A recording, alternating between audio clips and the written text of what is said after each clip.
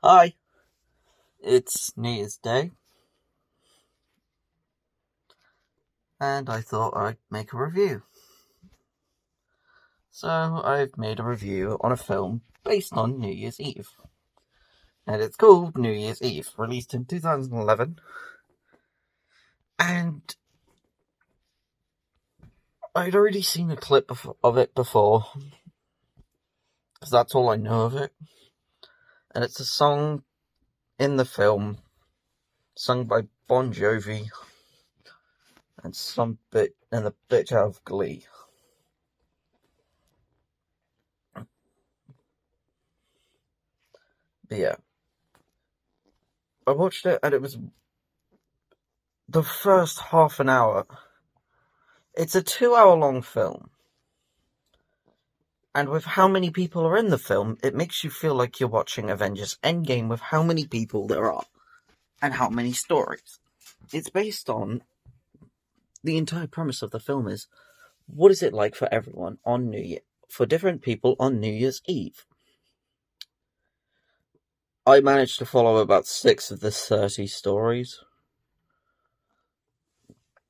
And by about an hour and a half in, they were adding new characters that had major plot points, also known as plot points to existing characters that are already in the fucking film.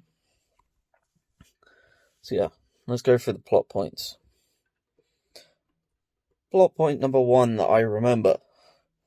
Bitch named Claire was a fucking news reporter, got fucking found and is scared of heights, which is so pointless, but it's just there. Just for a 2-second comedy thing where a bloke just carries her up the stairs to the giant building, to the roof of the building where they have to drop the New Year's disco ball. That's the best I can describe it. Alright, I'm gonna move this because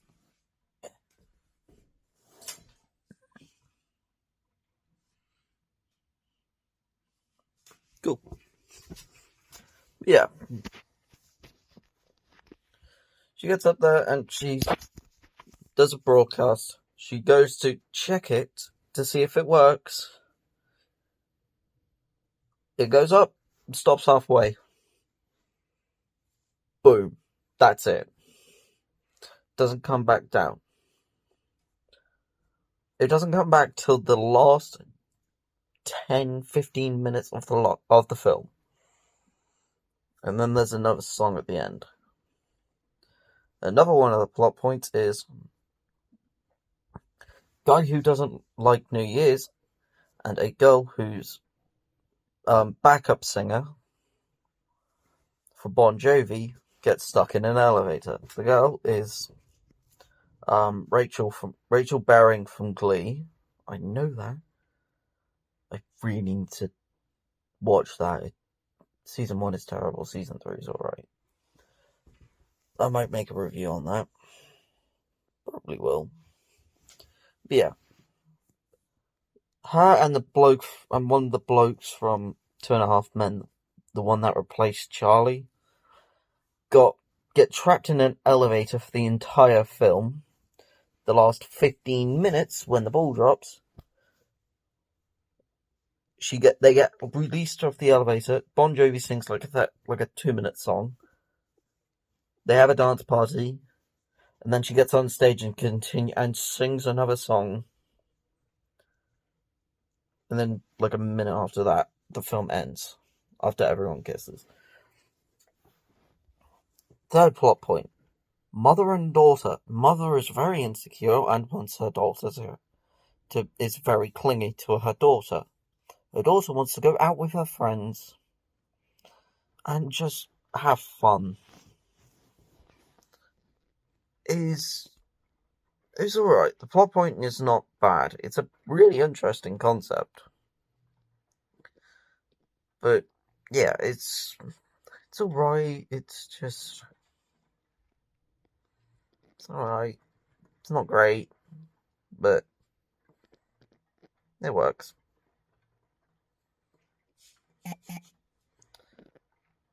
Cool. Yeah. What else is there? Oh yeah, there's a pregnant war. There's a pregnant battle. Who's gonna have their baby first?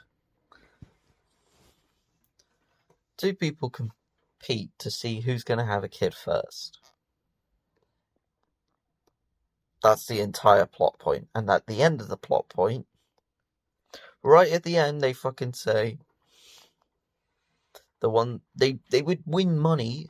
They win money on whoever's baby is born first. The end of the plot point, the guy that really wanted to win it said, I'll give you the money because you have 3 kids. And they find out that they have 3 kids 2 minutes before the film ends. It is insane. Another plot point is dude crashes his car, and the mechanic, the guy who tows his car, is the funniest character in the fucking thing, in the film. He's quite that. He's in it for like 10 minutes, but he's the only like comic relief character, and it's just hilarious because he doesn't swear, and only one person swears in the entire film. They all go shit, something, and it's just hilarious.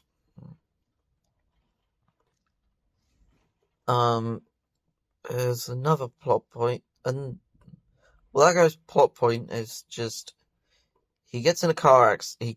He crashes his car, and then he gets in a camper van with a bunch of people to take him to New York, and that's it. And when he gets to New York, that's it. That's his plot point.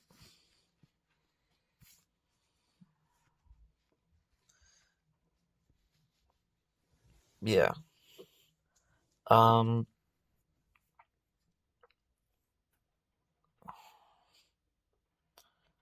What else is there? There's a lot of plot points. And I looked on recently I've been looking on Rotten Tomatoes to see what are the like reviews and like the ratings for it. It's not, the reviews isn't great, but it makes sense. It's not for everyone. Oh, I remember the plot point. It involves Bon Jovi. Actually, he has like 3 plot points. One of his plot points is, I must perform. He performs twice in the film, which I actually quite like. One is a 1-minute song, and then the other one is a full song that is really fucking good. Also, sorry if my camera is shaking. I can't be. I fidget a lot, but yeah, don't worry. And also, I'm filming this on my phone, so I can't be bothered. Yeah. Why do I keep looking everywhere? I don't know. But yeah. Another one of Bon Jovi's plot lines is the year before, on New Year's Eve, he broke up. He got down on one knee to marry the head chef at the restaurant that she's performing with, that he's performing at. He's performing at a place, and the restaurant there, he was, ugh.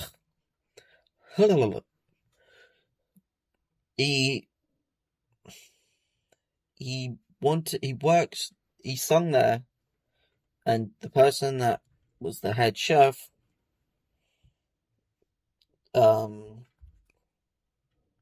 went out with him. Why did that take me so long to say? And that's the entire plot point. They get back together at the end of the film. No one has a sad ending.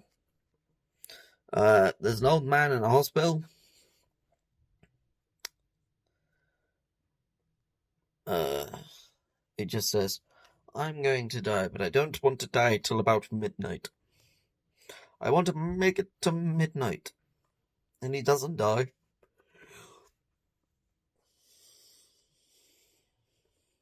Oh, this is the best plot point in the entire film. So this woman, so Zac Efron plays a guy who's like an idiot, and he's best friends with the anti-New Year's Eve guy who gets stuck in the elevator. He gets stuck in the lift with the girl from Glee.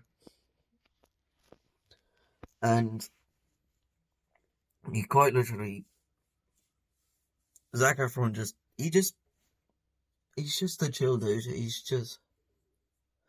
And he goes up to this woman who works in this office, and he gives him something, can't remember, and they say, have I seen you before? And he goes, yeah, I've been doing this for about a year now. And he goes, well, and she goes, oh, well, my New Year's resolution was to make more eye contact. And she has a list of like 9 or 10 things to do for New Year's Eve. And it is and she has tickets to a mask party. So they have to wear masks.